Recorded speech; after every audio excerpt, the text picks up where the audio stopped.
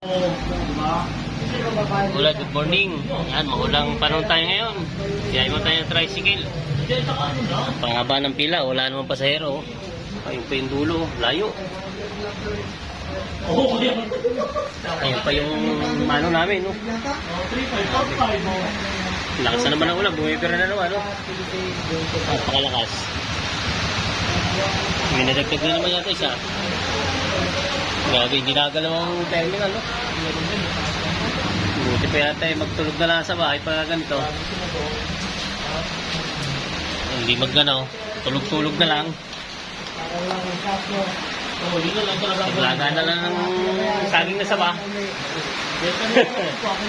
Masarap matigil sa bahay pag ganito. Laga na lang ng saba, hindi saba sa bahay eh. Dapat naliwan na ng ulan.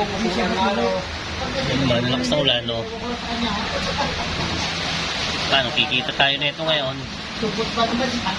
Tabla lang yung araw natin ngayon, ah. Oo. Tabla ang araw ng mga driver ngayon. Wala. Tabla lang. Maulan eh. Haba pa ng pila, oh. Ang dami nagtsatsaga kahit pa paano. Oh. Pakahaba eh, oh. Naka-eskwala po yung terminal namin eh. Eskwalado po yan. Ay, yan po yung buhay ng tricycle driver. Dahil yung walang paso, eh wala rin kita. Wala naging kasulatan. Tabla ang araw. Oo, kung may naging kasulatan man, siguro ako lang. Kahit na mura, nagay tayong mura, Mga gulay, yun ang update sa buhay ng tricycle driver. Ganitong walang pasok eh walang kita.